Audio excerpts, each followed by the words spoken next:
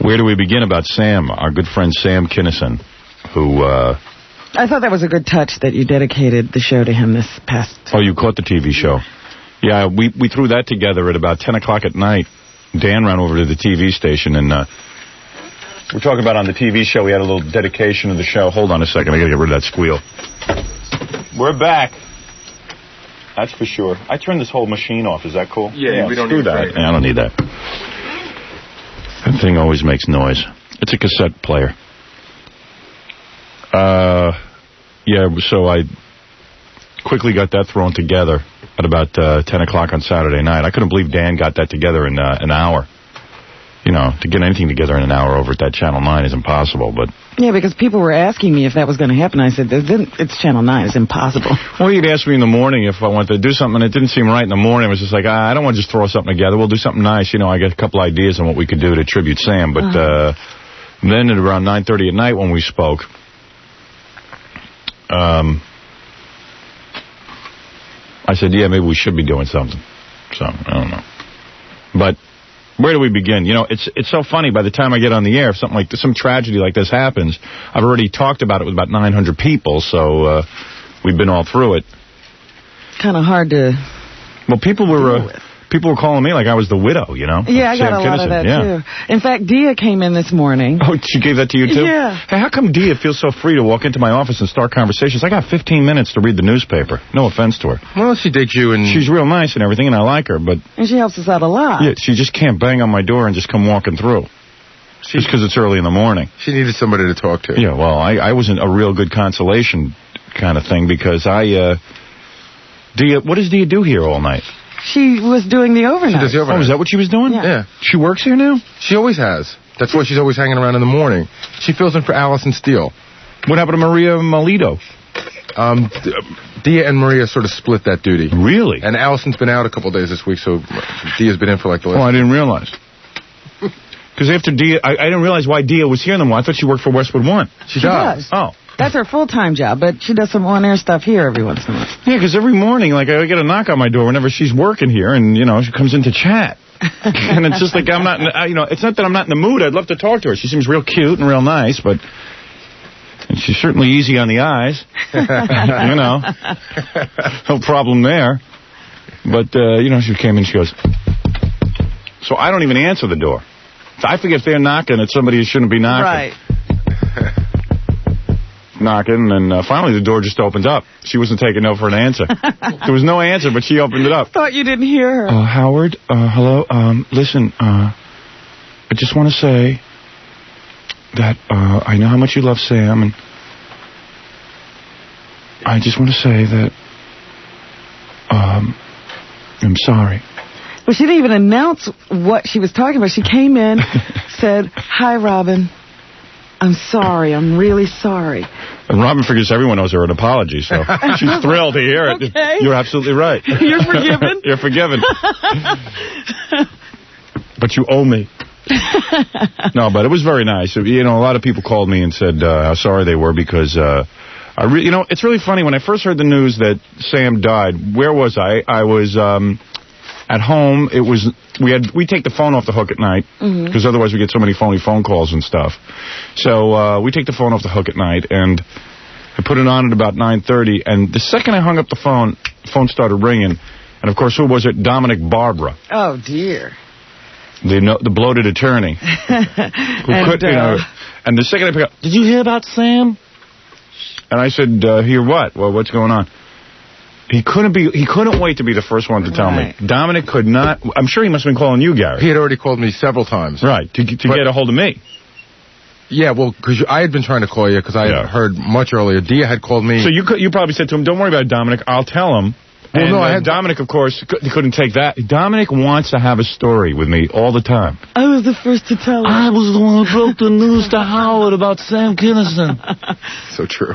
Right? So true. Oh, I mean, I was annoyed. I didn't want, you know, right. I get so annoyed that it's Dominic telling me. And normally I don't even pick up the phone when Dominic calls, but, you know, I said, hey, it's 9:30 in the morning. The guy must be something. It must be urgent. Howard, pick up, please. And he didn't want to leave it on my machine because that's not the same satisfaction as telling me to my face. But you know what the weird thing is? And I had to pick up, and I picked up, and Dominic's the one to tell me about Sam Kinison. And that drives me crazy. And when he said, did you hear about Sam Kinison? I almost said, yeah, of course.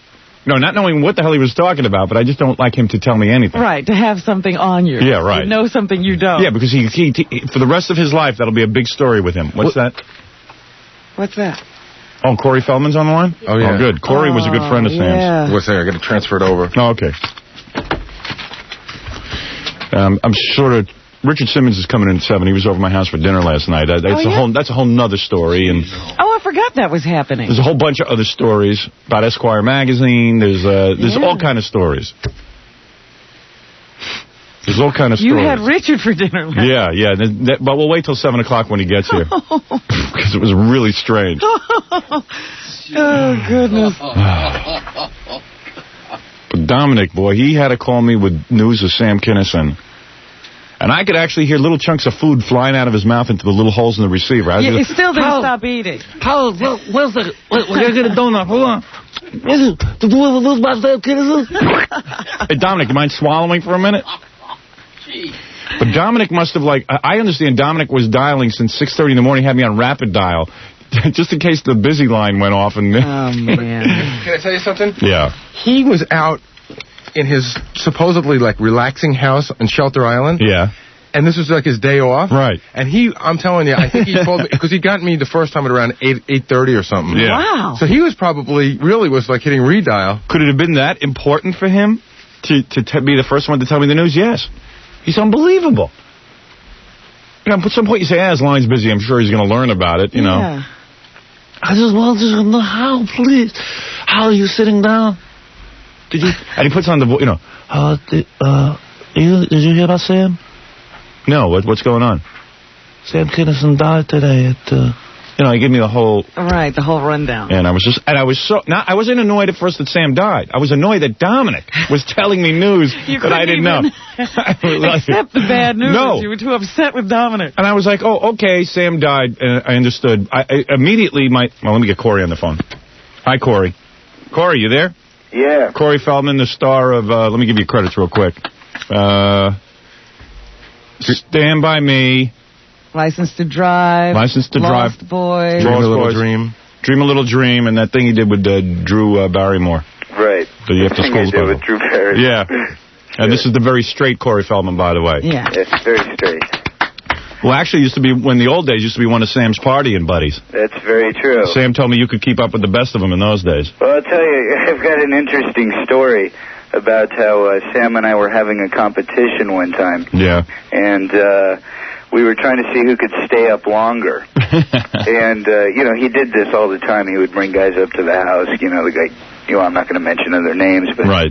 He'd bring up people to the house, and we'd, see who could stay up longer. It was Celebrity Blast-Off. Right. And so we were gone for about 2 days, and I was supposed to go to the Pink Floyd show, and I said, Sam, I got to leave. It was about 2 in the afternoon. I said, there's a limo picking me up at the bottom of the hill at 4, and I got to split out of here. And he said, well, then you lose. And I said, no, because I'm staying up and I'm going to take acid at the Pink Floyd show, and then I'm going to come back afterwards. Right. And he said, well, you lose. And I said, no, you can't go to sleep. If you go to sleep, you lose. Right. And I went to the show, I did the acid, and I came back, and he was asleep. So you win. Well, nobody took more pride. Nah, pride's the wrong word. Nobody took more... enjoyment out of being a celebrity. I really think Sam, when it first started to sink in that he was dead, yeah, it was like, I think the one big thing, I know that Sam will never, it was just so exciting for him to be a celebrity and be meeting all these people like Corey, like all these different people. Yeah, to be involved, sure. And to be involved and to have him at his house. I mean, it was really unbelievably enjoyable, and nobody knew how to schmooze better than Sam. Yeah. I wouldn't be comfortable doing that, having people over and hanging out with him for 2 days. Staying up contest. But I was amazed, staying up contest. I was amazed how comfortable he was with schmoozing. I never saw a guy who could schmooze better than Sam. There was nobody who deserved to be a celebrity more than Sam. He was great when he was comprehensible. Yeah. Oh, yeah. Well, sometimes there were a lot of times he would just stand there and kind of stare at you. Stare at you, and then Well, it was kind of weird because like sometimes when he was so smashed and he was doing this show, we'd be back in my office and the whole time he would just be looking at me, staring at me, going, "You're great, you're great, you're great. I bow to you, I bow to you." And the thing that was great about it was, I was never really happy when Sam was that messed up because it was the kind of thing where I said, this guy's destroying his life and he's another Belushi. And Robin brought up the point. If you said to Sam that he was another Belushi, he'd go ape because he says, "I'm not going to die young. There's no way I'm going to die young." Hey, I'm not going out like Belushi. Let me tell you something. Yeah. This is really eerie. About a year, I guess it was about a year and a half ago. Yeah. It was right before I cleaned my act up.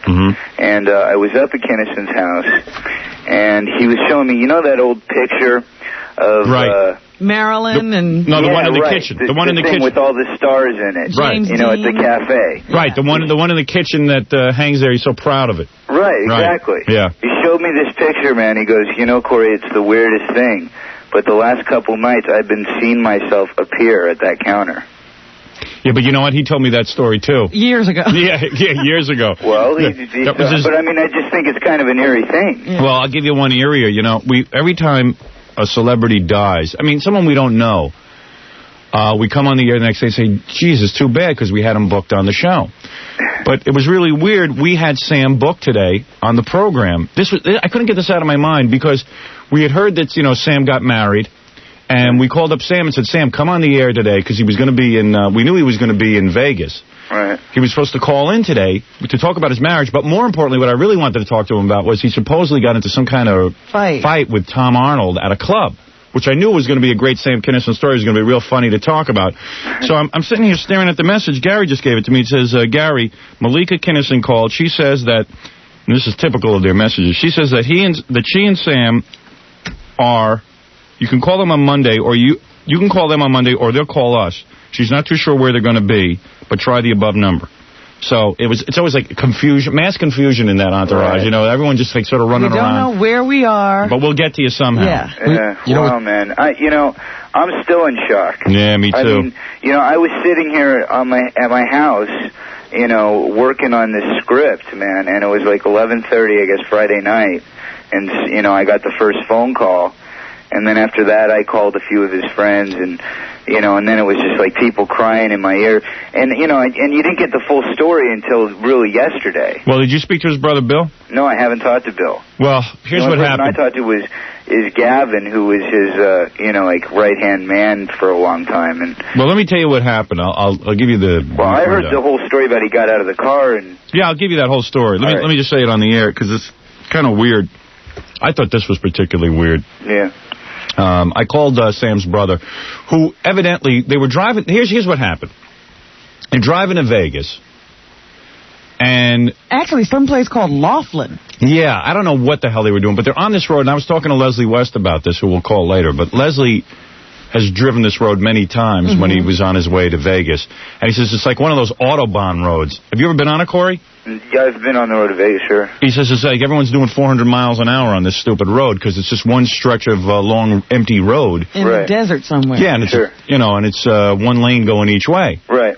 So... Evidently Sam was in his Trans Am, which isn't the safest car in the world. That's the one he had us in, right? No, he cracked up the one. And Sam, by the way, is not a great driver, but this wasn't his fault. Okay. Yeah, and he drives fast as well. Yeah, real fast. So I can imagine the speeds. So Sam was in his Trans Am, and I wonder if he was wearing a seatbelt. No, I doubt it. Not. I don't know.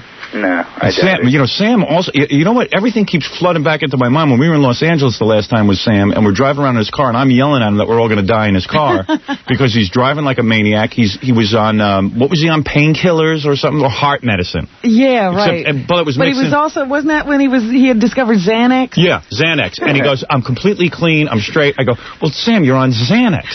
You're taking it every minute." He goes, no, that's to relax me because I'm nervous about my heart. So it was a real funny night, but I kept saying, "Rob, we're going to die in Sam's car," because Sam had to show me his new 10 CDs. He had a CD player in the trunk that had 10 CDs, and he had to show it to me, and it worked through the steering wheel, and he's not even looking at the road, and he's driving up these hills to his house, and he's just hitting, I said, "Sam, you got to pay attention to the road. I don't want to hear your music." He goes, "Wait till you hear this, is going to blow you out." So he put on Motley Crue. Yeah. And it wasn't Highway to Hell. Yeah, well, it was something. You know, it was just I think it was Motley Crue this night. Yeah. And he's playing it to me, and he's not even looking at the road. And then we're driving backwards so we can see his billboard on Sunset. Well, he was looking backwards while driving forward. Yeah, I don't know what was going on. And he has a daiquiri blender in the glove compartment. Oh, my God. So, you know, we're just... And then Malika's screaming in the background, who was Sam's girlfriend at the time, and just was screaming, you know, hey, Sam, I try to get Sam to slow down. It was like the Three Stooges. Yeah. So, and he was going up in those hairpin turns going up to his house. Right. We were out of our minds. Yeah, I said, we're going to die. And, but anyway, it turned out it was kind of a normal night. Now, according to Bill Kinison, Sam's brother, Bill would follow Sam in a car behind. So this was a van, apparently, they had. Yeah. So evidently, Sam takes his Trans Am, and him and Malika drive to this gig. And behind him is his brother, and I guess a couple other guys. Carl above, and all those guys. Right. So they're all in the car, and they see there's a truck that's moving very slow. It's almost like stalled out or something. And there's this guy in a pickup behind it who's going to pass the truck. And the guy's going real fast. And Sam is in the other... Is this what you heard, Corey? Well, I didn't hear about the other car involved. Yeah, well, so... The pickup's going real fast, and Sam, according to Bill, slowed down to about 25 miles an hour because he saw this kid in the pickup coming at him, but he tried to pull over, but there was nowhere to pull over, so he slowed down. So the kid smacks him head on. Wow. All right? So this, so Bill runs out of the car. Bill's Sam's brother. He opens the door, and Sam's okay. He looks at Sam, and Sam's awake, and all he sees is a gash on Sam's head. Okay? And he says, Sam says, I can't believe I'm dying. I'm going to die. I can't believe I'm going to die. I don't want to die. I don't want to die. So Bill's looking at him going, he's crazy. He's not going to... What do you mean he's going to die? He's conscious. Sam overreacting. Yeah, Sam is overreacting. You know, it's just a good excuse to take more Xanax to relax. So, you know, he's looking at him going, okay. But he said it was kind of weird because Sam was sort of looking through him. Like, he wasn't, like, really having this conversation with Bill. He was having a conversation, oh, no, I don't want to die now. I just don't want to die now. And according to Bill, it was like, it wasn't... You know how they say if there is an afterlife, people are like looking and talking to something? So it was like one of those deals, and Bill said it was rather eerie, but yet he felt Sam was okay because he was talking and he was out of the car. Yeah, I heard he got out of the car and was walking around. He got out of the car. Yeah. And then I heard the rest of it. Well, wait, let me get to... Okay, well, stop me if this isn't what you heard, okay? So then Bill said to himself, let me go see what's doing in this pickup. Because he checked, he saw Malika was okay. Malika was conscious, and Sam was conscious and talking. And he went over to the pickup of this other kid. So he opens up the door, and the kid comes yelling, and he goes, hey, man, look what you guys did to my truck. Look what you guys did to my truck. And meanwhile, he's the guy who was passing in the lane. So Bill says, do you have any idea who you just hit? So the kid goes, no. He goes, you ever hear of Sam Kinison? The kid goes, yeah, I've heard of Sam Kinison. He says, well, you just, you know, you're good. And Bill is sort of like Sam, and then he gets all charged up, and he goes, you're going to be working for Sam the rest of your life. You're going to be working for him, man. You just hit him head on, and, you know, and he was yelling at him and stuff, and the kid was, like, all freaked out. So after Bill yelled at the kid, he went back to check on Sam. So he went back, and Sam was, I guess I get the picture that he was laying on the ground. Yeah, apparently he was laying on the ground, and by that time, Carl had his head, you know, Sam's head in his lap or something. I don't know, because Bill told me he was holding... I don't know who was holding It's gotten to be that kind of a story where everybody was holding Sam. It's like Martin Luther King.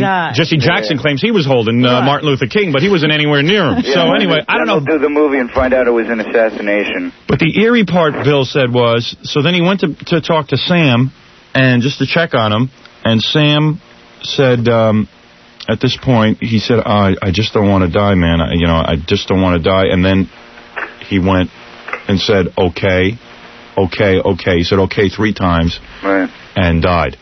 Right. Oh, but he didn't tell you about the asking why. He apparently, like, was talking to somebody else. Yeah, he was having a whole thing going. But well, what I heard exactly was he took beats as if he was listening in between each okay. Yeah, that's what Bill said too. Like he said okay, and then listened some more, and then went okay, and then on the third okay, he just went out. Yeah. And he got a real serene look on his face right before he went. Yeah, it was real eerie because. I had heard that Sam had died instantly, and then when Bill told me the story, I got the chills, because to think that Sam was alive for 15 minutes in some great deal of pain. Yeah, that was what got me too. Me too. And you know, because when I first heard about it, when they first announced it on the radio, they said Sam Kinison is dead. You know, he got his head on and he died, and that was it. Yeah. You know, and then now 2 days later, it finally leaked through. You know, and when this guy called me today to tell me about the funeral services and all that, you know, he told me that Sam got out of the car and watched, and that just hit me like a rock. Yeah, I know. I mean, I just couldn't even think of the poor guy, you know? Yeah, me too. And it was, you know... You know, the thing people don't know about Sam is that he was a really, really good person. He really was. He really was. He was a great guy. And I'll tell you something. I've said it. In fact, I probably said it as recently as 2 weeks ago, right before we went on vacation. Someone called up and asked me about Sam. And I said this on the air. I said, there are very few guys. I would do anything for Sam, because Sam always came through for me. I always considered him a very good friend. If I needed any favor, I mean, Sam was the kind of guy. I was doing the Nassau Coliseum, and I wanted a big celebrity to show up for it and be part of the show. And I called up Sam and I said, hey, Jessica's coming. You know, you can mix it up with Jessica in front of everybody. He says, if you need me to come, I'll fly out there. He flew out at his own expense, came out to the Nassau Coliseum, and just appeared with me. Never asked me for anything for doing it. If I needed to release a tape or something, he gave me permission. If I needed to put that on videotape, he gave me permission. He just was a tremendously giving person. And you know, I'll tell you, man, when I went through my arrest and all that stuff, he was one of the few people that was there for me. I mean, he called me the morning that it was on the news. He said, man, whatever you need, I'll get you a lawyer. We'll take care of this. Yeah. You know? Yeah, he told me he did that. Yeah. Yeah, I mean, you know. I thought that was pretty decent of him. He was like a brother to me for a long time. As a matter of fact, when his brother killed himself, you know, a couple years ago, I was up at the house, and he said, you know, I've got room for a spare brother if you don't have anything to do for the rest of your life. Yeah. Yeah, it was real sad. And I heard the news, and, you know, I kept thinking about all these different moments that we had, especially when we went out to his house in Los Angeles, and how proud he was that he says, you know, most people don't realize, they think I live in a dump, and look how I'm living, and very, very proud of the fact that he was doing so well. Right. And, I don't know. Yeah, and then like even sad stuff, like when he walked off the movie, you know, he had a movie deal for this picture where he played an Eskimo, and he walked off the set for, they had already spent $5 million on this movie, and I said to Sam, you know, Jesus, you're crazy, because I knew that would be the end of his film career. That would be it. No one would touch him. If you walk off a movie and cost people $5 million, I felt real bad, but I know he was real proud that he'd sort of like gotten it together to do that Charlie Hoover show and sort of become accepted again by the show business community, and perhaps maybe work his way back into some kind of film. Yeah, he just signed back at my agency. Yeah, right. Yeah, and he was getting that all together, and that was kind of cool. And you know, another thing, man, I got to just talk about how ironic this is. Yeah. Is that, you know, Sam was such a partier all his life. I mean, you know, back and forth, but he was, you know, for the most part, a partier. Yeah. And the fact that, you know, he died sober and was hit by a drunk driver. I know. And that's the most amazing thing. I mean, just look at the irony in it. Have they I know they charged the kid with vehicular manslaughter, but they don't. Was he drinking this 17-year-old? They're waiting for alcohol results. Right. But they said that there was nothing in the truck in the cab of that pickup truck, but beer cans. Really? Yeah. Oh, man. And you know what's weird, too? It was like, when Dominic first called me and told me that Sam was dead, I just went like, oh, okay. You know, because I always expected it. Exactly. I always expected that Sam would die young because he just, I mean... Because of his partying. I mean, I have never seen anybody do that much coke in my life. Right. Or anything else. And you expected every day that you'd get a phone call hearing that he was OD'd. Yeah, I mean, I had, like, I think about all the weird times. We were here doing the radio show, and I went back in my office, and I found Sam in there, and I saw this big bag of coke. And and he was just doing tremendous amounts of it. And I went back and I said, first of all, Sam, I said, you can't do this in my presence. I said, first of all, radio this is my job. This is where I work. I'm going to, you know, I got to ask you to stop doing this. I got to ask you to leave with this stuff because this is my job. This is government regulated, you know, radio, the station's license. You got to leave. And he said he understood. It was cool. You know, he knew the whole thing. And, you know, I didn't want to come off like some kind of narc or his father. I never sat there and preached to him about his lifestyle, but, I mean, certainly I was nobody to preach, right? I mean, I had done all that stuff, too. Right. And, But although we did give him lectures and tried to... Yeah, we often talked to him, but he was in the midst of... Right, yeah, it was not the best time. Yeah, it wasn't the best time. Every time we were talking to him. Yeah. Well, you know, Sam dragged me to one of my first AA meetings. And then went out and got drunk. Well, the funny thing he was about the best guy in And by the way, he loved his AA meetings because he got... let me tell you, I got to tell you this story, because man. he would come back and tell me, he would go, oh, man, Tommy Lee. Not Tommy Lee. I don't know, Whatever, somebody. whoever. Steven Tyler, somebody. I don't know. It's always somebody who he met. Let me tell you, there's a great story. Yeah. We were at some award show. I forget. It was like the AMA Awards or something like that. Right. And I hadn't seen him in a long time. And we hooked up, and we went out in his limo, and he's doing blow. And I'm like, you know, no, I'm not using right now. And I was smoking a little pot, and I was like, all right. Right. And we party all night. He's drinking like a madman. And he's like, and he comes to my house and he says, I've got to get up at 7 o'clock to meet these guys at the log cabin for this meeting. and I'm like, Sam, you know, that's great, but maybe you should get some sleep. And he's like, no, I'm just going to drink some more and we'll go in the morning. Big high-level meeting. Right. Yeah. And I'm like, Sam, and he's like, I want you to come with me. It's the greatest thing ever. And I'm like, Sam, it sounds like a great idea. I'd love to go with you, but why don't we wait till you go home and get some sleep? We'll go tomorrow night or something. Yeah. He goes, no, we got to go. So 7 o'clock rolls around. We get in the car. And we drive down to this AA meeting. Sam at this point is he's already passed out twice in my living by the way, and woken back up and grabbed the bottle. And we get to the AA meeting. And you got to be ready for the AA meeting. People are staring at the guy. You know, because you're not allowed to drink at those AA meetings. It's a real hassle, so you got to get loaded before you go in. And I think at this point I had been doing blow. Right. You know, with him because there's no other way I would have been up at 8 o'clock in the morning. So I walk in and I'm freaked. Right. You know, I'm sitting there like everybody's looking at me, and Sam's slobbering on himself. Yeah, right. And then he goes and he says, all right, that's enough for me. Right. And he walks out and he passes out on the sidewalk in front of the place. And then we walk out. I'm like, I got to get out of here. I put him in the car. He's like, come back up to the house. Let's party. I'm like, Sam, I'm done. Right. I'm going to sleep. He goes, take me to the liquor store. I want it to open. Take me there. And I was like, no, Sam, just go. I'm taking you home. Yeah, it's enough already. She's trying to fight with me to let him out. So finally I said, you know what, Sam? I'm not dropping you off at the liquor store. There it is on the corner. I'm driving to your house. If you don't like it, then, fine. Yeah. So he gets out and he closes the door and he walks over to the liquor store. And he sits in front of it. And I just left him there. I know. And he probably sat there the whole day. He did. Yep. He did. And then I got a call from Malika yelling at me for leaving him in front of, the liquor store. He called me up and he's like, Corey, how could you do that to me? People were recognizing me. I'm sitting out there in front of a liquor store. But you know what's weird about it? We're telling all these stories, and let's face it, Sam was no saint. And I mean, and we have a lot of funny stories about Sam. I mean, his whole lack of caring was unbelievable. Here he had finally, I patched up things between him and Joan Rivers, and he was starting to get that reputation again that he was not reliable, and he had been working so hard to prove to the Hollywood community that he was reliable. And then he hadn't been ready for Joan Rivers and stuff. So Sam, of course, gets a meeting with a bunch of guys at Fox to do this Charlie Hoover show, and he has to fly back and be on time. They said, we want to hire you for a TV show, but you got to be on time and show us you're responsible. And Sam goes, look, man, it's a new Sam Kinison. I'm responsible. He misses the meeting at Fox. Course. If you read an article about him, he was on page 52 in Newsday yesterday in the obit section, and I thought Sam was a little bit more important. Actually, he made the cover. Yeah, I mean, it wasn't like Bob Nelson died. You know what I mean? What?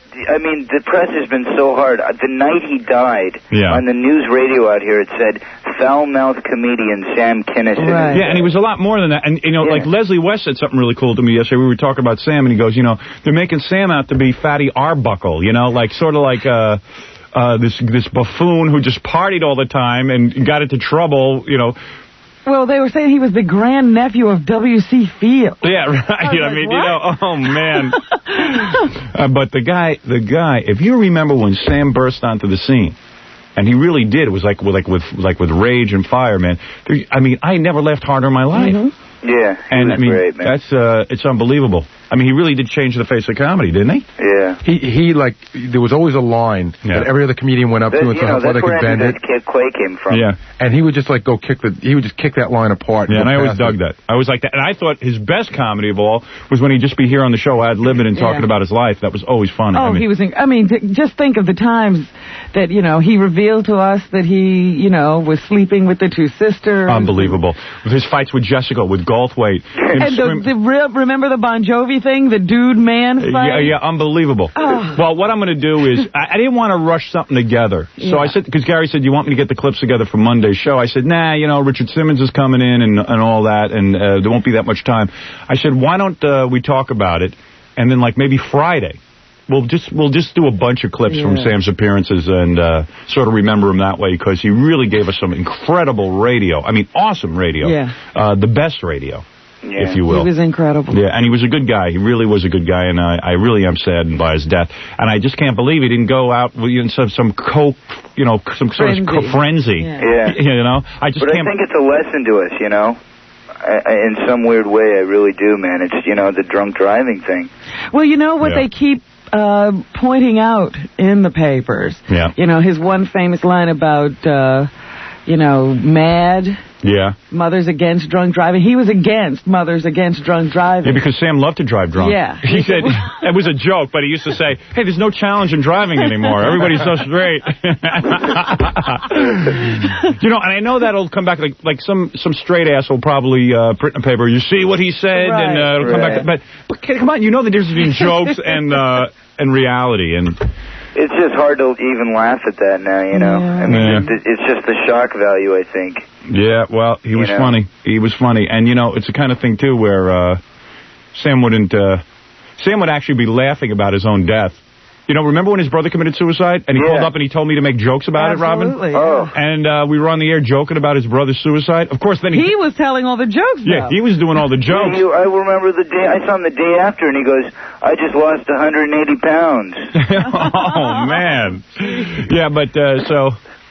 at first, I was trying to be sort of cavalier when I heard the news. I was kind of like, you know, I expect to see it. And then when I heard, like, the way he went, and then all of a sudden I realized I'll never be talking to Sam again. Right. I'll never talk to this guy again. Right, I couldn't accept that. I couldn't believe it. I just can't believe I'll never talk to that guy again or see him. Because the guy, I mean, you talk about life of the party.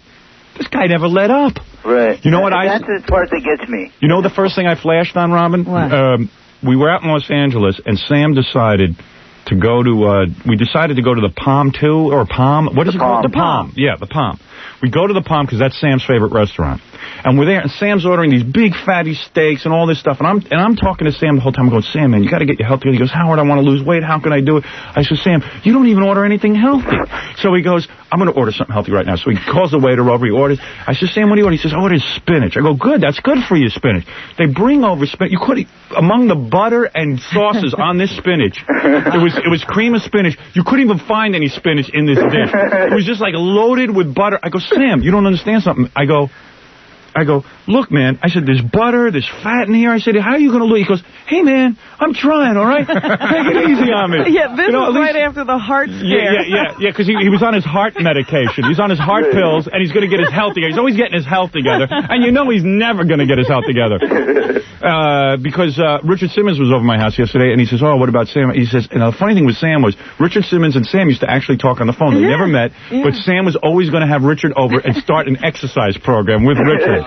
And always, and I used to say to Richard, you will never be over Sam's house. Sam will never, you will always be talking about it, but you will never see Sam try to get his health together. Forget about it. It just won't happen. But I keep flashing on that big bowl of cream of spinach. Oh, yeah, that was the best when he said I was ordering something healthy. And the other thing I keep flashing on, and I got to take a break after this one, but the other thing I keep flashing on is when he came over to my house for dinner, he was doing a show at Westbury Music Fair, and I said to, or Nassau Coliseum, and I said to my wife, I said, you know, this guy's on the road all the time. He's always in a frenzy. I said, let's make him a really healthy, kind of wholesome meal, so he could so he know could what that is. Yeah, so he could sort of experience that, you know.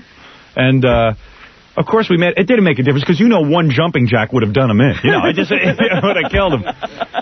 Although he could lift his foot above his head. Yeah. He was not in bad shape. Right, he just did everything way too much. Yeah, well, it's true. A lesser man could not have taken the physical abuse he put his body through, the punishment. He was the most in-shape fat guy I'd ever met. Aside from Jackie. Right, except for Jackie. Yeah, Jackie's pretty much in shape, too. Hey, Corey, I got to go. All right, But I really appreciate you calling in. Yeah, I just had to call. I knew you guys would cover it today. Yeah, we're going to be talking about it pretty much all morning. But Corey Feldman, everyone, who was a close friend of Sam's. Yeah, thanks for calling. That was really good. Yeah, Corey. Guys. Thanks, man. Thanks for talking about him. All right, man. It's what he would have wanted. Yeah, no. You know, the other other thing I thought about? He would really love a huge funeral. Yeah, I know. With a big turnout. Oh, I know. But I think that's what we're doing. We're actually, I think we're having a party afterwards, too. I am feeling real bad that I can't be there.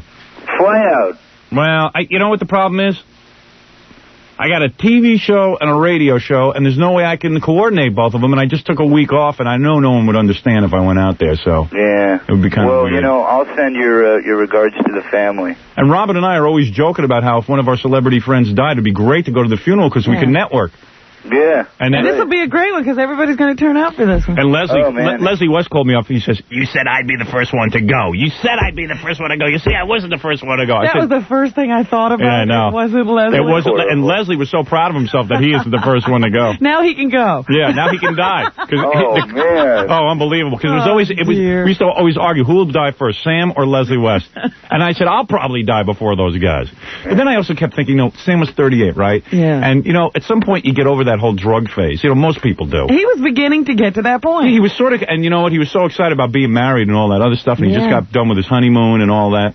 And, by the way... He was sober, man. I haven't been able to call Malika at all because she's been in intensive care. Right. They just transferred her to a hospital in Los Angeles. And she'll be out Monday, I hear. Yeah. Oh, all right. I'll at this point, I'll send flowers. Monday afternoon, I guess, today. Sometime. But, I forget what I was going to say. What was I saying? He was happy about being married. And and at some point you sort of turn your life around and all that. And I kept thinking, the guy's 38. He could have lived to 68, 70. Who the hell knows how long? Just feel like the guy was robbed of life. And also, believe it or not, Sam was talking about having a kid. Yeah. Wow. And all that kind of stuff. Well, it's probably good that it happened before he had a kid. Yeah. Yeah. That's always a whole nother tragedy. But. Yeah. Hey, Corey, do me a favor.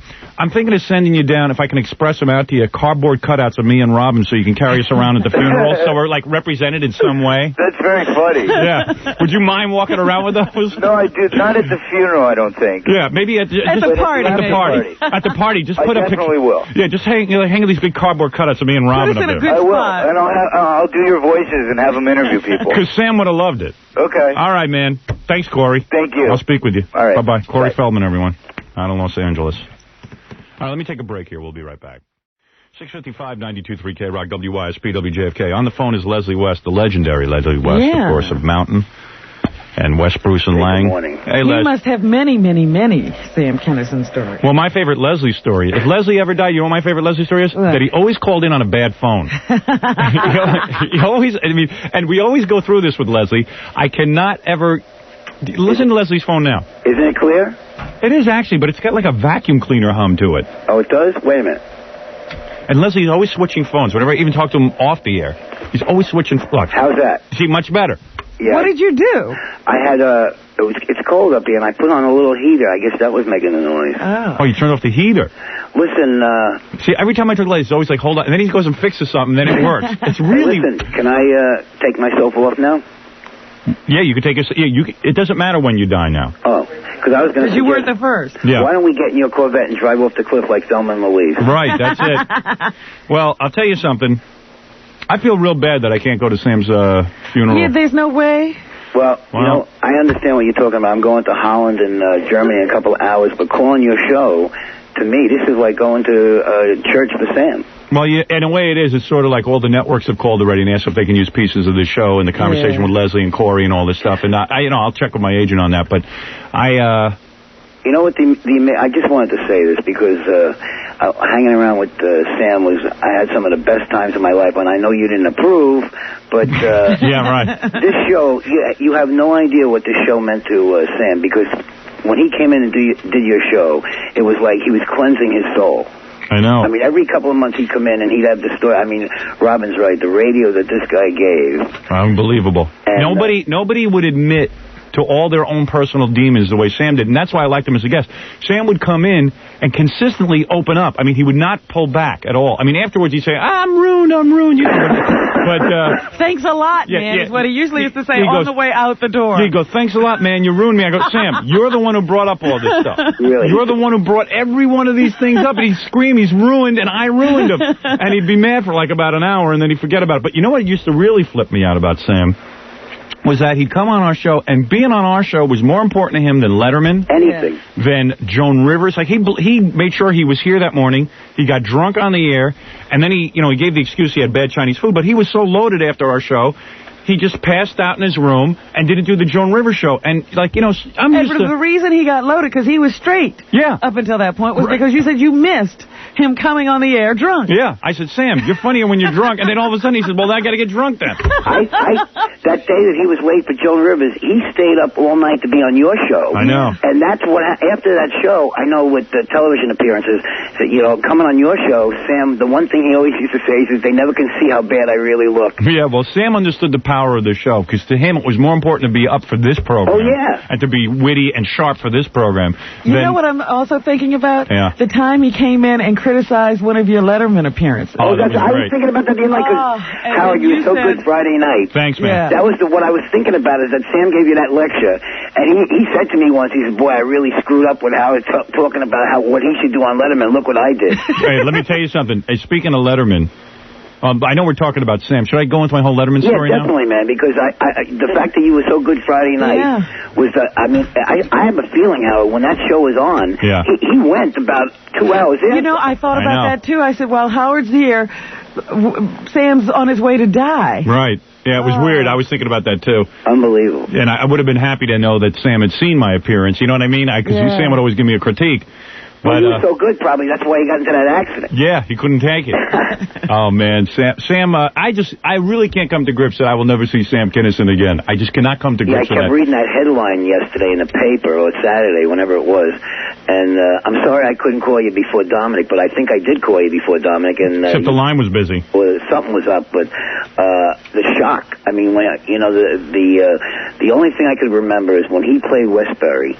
And you and I were behind the curtain and I had just seen the show out in L.A. and I was and I was ruining it for you because I kept telling Howard, watch this, listen to it, listen. Well, what was funny is me, Leslie, and Sam went to Westbury Music Fair. Sam was playing that night. Me and Leslie was going to go up on stage and jam with Sam, do Wild Thing and all that other stuff. So I'm standing backstage with Leslie, and we're watching Sam, and every minute Leslie goes, wait till you see this, wait till you see this, wait till you see this, wait till you see this. And that's how Sam was. He wasn't like the ordinary comic. It was kind of like you were waiting to see the next crash, It's almost like Nolan Ryan. You knew what fastball was coming, you still couldn't hit it. Yeah, it was great. Yeah. And Sam called Leslie out to play, and I knew they were going to call me out to do Wild Thing with them. So I come out with my guitar, and Sam was really good about it because he kept my amp up. Not like Joe Walsh who turns my amp down. He kept my amp up, and we played Wild Thing, and the crowd was going nuts, and we were all ad-libbing lines. In fact, I have a picture hanging in my house of me, Sam, and Leslie, and Sam has a look on his face. He's in ecstasy because Sam wanted to be a rock star more than he wanted to be a comedian. So to be around Leslie, for Sam, it was like a big deal right now, and we were all having fun. Because Leslie's playing, and Sam is playing with them, and everyone is, like, in heaven, and Leslie's a big hero of mine, and Sam's a hero of mine, and, man, when we're playing and we're having fun, we don't even care if the audience likes it or not. We're just having fun. So afterwards, I say to the guys, hey, man, we better get out of here. The crowd's going wild. And they were completely charged up. They were unbelievable. They were unbelievable. So I said to the guys, I said, follow me. Now, oh, man. I was so vain, of course, I'm not wearing my glasses on stage, and I say, follow me. And at Westbury Music Fair, there's like 5 aisles because it's theater in the round. And it rotates that stage, so you think you're going down the right aisle. Right, so it was rotating. I didn't realize I wasn't in the same spot. Yeah. So I run off the stage, Sam is behind me and Leslie's behind me, and we run off, and I open up the door, I say, quick, let's get out of here before, it'll look real cool, we'll get out of here. Parking lot. We're in the parking lot. Oh, I open up the doors to the parking lot. I'm in the parking lot, and the audience is like coming after us, chasing us. And the 3 of us are running around with our guitars in a parking lot of Westbury Music Fair. And we had to circle the whole building to get back to whatever the hell the dressing room door was. And I said, oh, man, and Sam's like, oh, great, we're following Howard. I thought you knew what you were doing. That was the funniest thing, man. Oh, it was great. It was really good. We're all going to miss him a lot. Yeah. Listen, I want to let you go, but I just wanted to tell you, man, how much this guy thought of you guys in that show. That's all we used to talk about when we weren't around you or out in California or doing some of his shows. He really worshipped you, man. Yeah, well, I felt the same way about him. There wasn't anything I wouldn't do for him, so it's real sad. So all right, Les. I'll see you Have a good trip to Germany. All right, man. I'll talk to you then. Leslie. Take care. Bye, Leslie. Leslie West. I mean, Sam loved Leslie as much as I did. Yeah. Oh, and remember the fight they had about money? Oh, they were always into it. And then Leslie and Sam started fighting about money, and that was great. That was the low point. Like Leslie just mentioned how he and Sam had some of the greatest times together. Of his life. But at the same point, they could be like two old women. These two heavy-set guys standing there fighting about money. Nothing was funnier than Leslie and Sam. Leslie would go, Howard, I don't believe that bastard Sam. I go, what is it, Leslie? Well, okay. I went out and I played his gig, right? Now, and for Lenny Bruce's mother. And now, I can't pay my expenses to go. I mean, all I asked for was expenses. I didn't ask for any money. And Sam was screaming that Leslie asked for money, but Leslie was screaming that he was only asking to get his equipment shipped out there. He wasn't looking for any personal fees. And what about the time there was the show that he told Leslie to set up? Yeah, and Leslie spent like $50,000 on setup. You know, comedians are used to walking out with a microphone and just making a lot of money because they don't have to split it with anybody. So Sam was getting into this rock and roll thing, so he made like Leslie his music coordinator. Right. So Sam says to Leslie, hey, Leslie, now I know better to say this to Leslie. Leslie's a professional musician. He's not going to settle for crummy stuff. Right. Says, Leslie, set up the, you set up, you call up and get the amps and everything for the musicians. And we're going to need 2 drum sets and this and that and the other thing. So Leslie goes out, gets top of the line stuff. Top of the line. Which any musician would do, but Leslie's not thinking, hey, it's only like 5 minutes of the show. Right. And, he hit Sam with a bill for like $30,000 or something. It was great. That was the end. That was the limit. And Leslie and Sam went at it. And then a week later, they were friends again. Yeah. You know what I mean? But it was funny, Leslie called up on the show and called Sam a fat son of a bitch. Yeah, that was great. And at the time, Leslie had every right to, because Sam was about twice the size of Leslie. That was great. A lot of good stories. As a matter of fact, we got to take a break, but I was going through the computer to look up some interesting Sam Kinison moments. Yeah. And the computer flashed on a warning sign that said, you have reached your 500 limit on entries. We can make 500 entries on any one celebrity. We're over 500 entries on Sam. Wow. So, how do we deal with that? You got to now log his name as Sam Kinison like 1 or something. No, you can go past that. You can just go to like the next 500. Oh, you can? Yeah. Oh, so why did you give you a warning? It just lets you... I'll explain to you when we get off the air. Okay, all right. Not that interesting. I guess our computer isn't that interesting to everyone listening. They'd rather hear Sam Kinison stories. So we'll do the whole clips thing on Friday. I'm going to prepare like a really nicely produced show, and because there's so many great moments, it'll be a great radio program. All Sam. All Sam all the time. We'll do all Sam radio for the day on Friday. It'll be good. Man. There's a lot of stuff to remember. Yeah. I mean, I know Sam was like a real sloppy drunk and stuff like that, and all that stuff is true, but man, don't forget that the guy was a brilliant comedian. You know what? I said to a lot of people yesterday, because they'd called me, well, I said, he never hurt anybody. No. No matter what condition he was in, he was not a mean person. No, in fact, when we come back, I want to talk about Gary's mom. And I want to talk about Stuttering John. Yeah. Because, just give you an example of what a good dude he was. Where is Stuttering John? Stuttering John's in morning. He's in the back. Yeah, well, I'll bring him in later. Yeah. Don't tell him to come in here during the commercials and get all sappy with me. Yeah. All right, we'll be back right after this. It's a weird day only because, there's actually so much I want to talk about, like what happened at the Letterman show. And, of course, Sam. And, my first reaction was... I know this morning we got on at 6 o'clock and we talked to Corey Feldman until about 7:15. We just and Leslie West about Sam Kinison stories. Mm-hmm. Where's Jessica? I'm surprised we haven't heard from her. Yeah, I don't know what happened to her. She called up Gary's answering machine hysterically crying. Yeah, we don't have a number on her? We do. I wasn't sure if we wanted to call her or if we were... And at first, my first thought was like, hey, how could Jessica be upset? Because like she hated Sam and, because they had all that... Well, there's a whole new story. Yeah, but it turns out that Sam and Jessica made up. Yeah. 2 weeks before Sam died. So now she's crying hysterically. Yeah, but even Gary said something that was actually interesting. He said, for Gary to say something interesting, I applaud you. Amazing. He just said, it was sort of like, when you love someone, but they break up with you, then you hate them. Yeah. But you really still love them. Right. It's just that they don't want you. And that's how it was with Sam and Jessica. Jessica really wanted to be with Sam. Well, I'm reading there's an article in which they quote her in USA Today. About Sam? About Sam. And she talks about how they used to sit around talking about Jesus. She used to talk about that a lot, actually. But Sam was doing that to get into her pants and to, sort of keep her happy, because he knew to play that angle with her. It was where he came from, so it was believable. Right. But Sam was always playing angles. I mean, it wasn't like... Yeah, I mean, he didn't talk about Jesus with me. Right. He didn't talk about Jesus with anyone, but he knew Jessica's such a Jesus groupie. Yeah. And Jessica will admit that. She loves Jesus. Or she loves other people who love Jesus. Right. That's exactly how it goes. Let's put it this way. He got in her pants, but good. But the funniest argument they ever had was when Jessica and Sam used to argue, and then she yelled out that Sam fell asleep inside of her. And that to Sam, that was like the biggest blow you could give to any man. Here it is. Han in tears said Sunday they used to talk about how good heaven must be. Well, actually, Sam recovered from that one pretty well. Yeah. Because when she said that, he fell asleep, he said, well, just look at the company. But it was the duty story that he never really He couldn't get over that one. Sam, you see, we got to pull out every great Sam moment. We'll do that for Friday's show. We're going to put together a montage, if you will. But the coolest moment, between Sam and Jessica, anyway, because we've already exhausted every cool moment between us. The coolest moment was when Jessica told us the story about how Sam was with her, and Sam was pretty drunk. And Sam was always drunk, And very few times I was around him that he wasn't. And, they were lovers at that point, and they were in the hotel, and Jessica had claimed that Sam got out of bed and was going to the bathroom, but he didn't make it in time, and he just made a duty all over the carpet like a horse.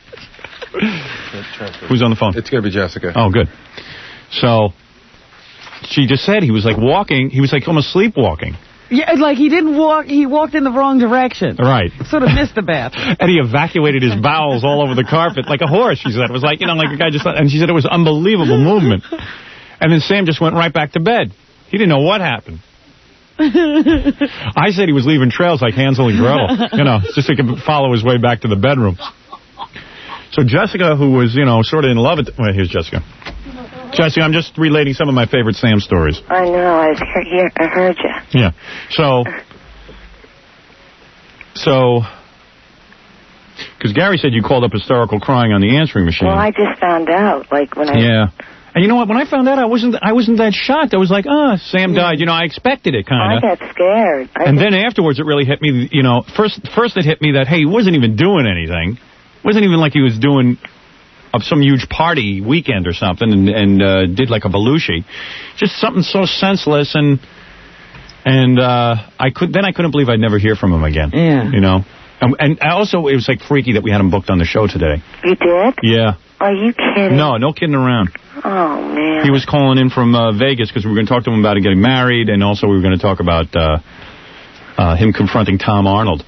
There was a story going around that recently Tom Arnold and Sam were in a bar together. And Tom Arnold said, you got to find a woman like mine. You got to find, he says, instead of all those, what was it, all those tramps that you've been with? All those strippers and tramps, you got to find a real woman like I've got. And then Sam said, hey, man, what was the quote? I'd rather be with... I'd rather be with strippers or this or that than that pig that you're with or something like that. Yeah, and then they got into a brawl. Yeah, this is at the Improv, I think. Yeah, so I really wanted to talk to him about that. You see, Sam had great stories and wasn't afraid to go on the air with them. Right. Loved it. I mean, Sam would admit to you that he was drinking. He'd say, yeah, I'm in AA, but you know what? I'm just having a few cocktails, but at least I'm not smoking pot. He'd come in with his 30-day chip. Yeah. And then his one-day chip. Right. He'd give him away off stage. Yeah, this guy was such a brilliant mind, and I guess it does kind of bother me that they're sort of painting him to be Fatty Arbuckle in the newspaper. David Hinckley, who was no fan of Sam's, wrote the column in the Daily News the next day on page 6. Page 6? I was like, what do you mean page 6? This guy's pretty important. He could have been at least on page 1, page 2 or 3. He's on the front page of the L.A. Times. What, today? Yes, Sundays. Yeah, you would think so. I mean, it wasn't like it was some, nightclub comic. Obscure guy. Yeah, this was a guy who was selling out stadiums and stuff. He had 3 full pages. And so I had a hit record and a video and all that kind of stuff, so... But Robin, when we were talking about God and stuff, I believe he was real. No, it's real, but Jessica... I didn't say it wasn't real. I just said he was talking to you. Jessica, he knew how to get to you. He already had me. So. Oh, yeah, he had you, but... It was every guy lays a rap on a woman, so she'll put out a little extra. And Sam's angle with you was the whole preacher thing and God and... Well, don't you believe... he must have... he believed in God. It wasn't... It depended on what day you talked to him. Did you talk? I talked to Bill Kinison. Did you talk to Bill? Me? Yeah. No. The details of Sam's death are so, I'm still not clear on what Sam exactly died of, because when I talked to Bill, his brother, Bill was following Sam in the car. Right. When Bill got out of the car after the accident, this 17-year-old kid geds out of the truck and is screaming, "Look what you guys did to my car." Meanwhile, the 17-year-old kid rammed into Sam and crossed lanes. But when Bill got out of the car, Sam had a scratch on his head. He was up and walking around, but he was talking about how he didn't want to die. And he was dying. He said, "I'm dying. I know I'm dying. I can't believe it's happening to me now." That's what he was saying. But Bill figured, hey, Sam's just being a big baby. He's going to be fine because he's up and talking and all that kind of stuff. But the thing that I can't figure out is then Bill talks to the 17-year-old kid. He says to him, "Hey, do you know who you just hit?" And the kid goes, "No, who'd I hit?" He goes, "Sam Kinison, and you're going to be working for him the rest of your life." Bill got all charged up. Then he goes back to check on Sam, and then Sam is laying on the ground, and he says, "I don't want to die, I don't want to die." And then Bill said it was as if he was talking to someone else. It was like he wasn't even looking at Bill or any of the guys. He was like looking right through him, and then he just went, okay. Yeah. And then he died. And the thing I can't figure out is, what did he die from? What did he die of? From internal bleeding. He had internal injuries. Yeah. That's because he was driving that Trans Am, probably. I bet you. It was the Trans Am. It was? Yeah, definitely. And he was driving that, and those cars have got to be the most unsafe car to get hit head-on with. Because according to Bill, Sam was doing 25 miles an hour. He pulled over to the side of the road. But there was nowhere... but the other kid was barreling into him. It doesn't matter, how slow you're going when somebody's coming at you 70, 80 miles an hour. And I'm surprised Malika actually lived, because usually in the passenger side is the death seat. Well, she's in... Depends on what side you get hit on. Remember, he had pulled over as far to the other side of the road as he could, so his side of the car probably got the brunt of the impact. And the 17-year-old kid, they've charged, I think, with vehicular manslaughter. Yeah. I'm not sure about that. They say other charges may be pending depending on the toxicology. They, drew blood and everything. Yeah. And, But he was just like, the strange thing was he just got up and they made him lay down on the side of the road. And that's when he said, I don't want to die. And he knew he was dying. I mean, isn't that amazing? Yeah, I wouldn't mind thinking that Sam just went, but he was like alive for 15 minutes. That must have been tremendous pain. Well, he didn't seem to be in pain. He wasn't screaming or anything. Yeah, but then why did he know he was dying? Because somebody was talking to him. That's what they say. What do you mean? It was like he was having a conversation with somebody else. It was, I don't want to die, I don't want to die. And then he said... I can't believe it's happening now. I can't believe it's happening. But why? Okay, okay. And then he went. Yeah. But I don't know, that's sort of like Ghost, Yeah. Like, everyone's trying to make it like something happens after. Patrick Swayze came down and, rapped to him a little bit and brought him up with him. But, to me, and I've said it I said it when Sam was alive, and I'll say it again, that Sam really was a very, very good friend to me. And the thing that I loved about Sam the most was that at the height of his popularity, I mean, guy was selling out Nassau Coliseum, all stadiums. The height of his popularity, never forgot about me, always treated this show like it was the most important show to him, and always was very complimentary and very good to me. If I asked him a favor, or if I said, "Hey, Sam, can you fly to Nassau Coliseum?" And Jessica, you were the same way. But if Sam, if I asked him a favor, he would do it for me. In a second. He thought about you all the time. I said that to a reporter yesterday, that at 2 in the morning he'd think, because I asked somebody if they talked to you, and she said no, it was USA Today. And I said, well, Sam just thought about Howard. At 2 in the morning, he'd think of nothing of calling you, from the coffee shop or wherever. I mean, that was another great moment. Remember when he spotted Dice being arrested? Yeah. And, one time Sam even, that whole thing with Dice, how he hated Dice, and he also hated Goldthwait, because, I said to him one time, I said, why do you hate Dice so much? He said to me on the phone, this was in private, he said, I don't really hate Dice that much. He says, it's just, I guess it's kind of a jealousy. He says, the guy took away a lot of my thunder. And I said, well, what do you mean? He goes, well, I was like the hot, raunchy comic, and all of a sudden when Dice came on the scene, it took away a lot of what I was doing. So, he was very competitive that way. Competitive that way, and I understood it. Yeah. I understood what it was. It was always an awkward situation for me because I like Dice a lot, and I like Sam a lot. So that's how Sam made his living. So right, you know. Yeah, it was. But I always said to him, "Man, you're brilliant. You don't have to, you don't have to deal with that." But he. But it's hard to explain to someone because I know I always get burned when all these, guys are at war with me and stuff. But it always used to crack me up because they were all that way. Yeah. Just a few weeks ago when Bob Goldthwait came back, he took great delight in knocking Charlie Hoover. Right. Yeah.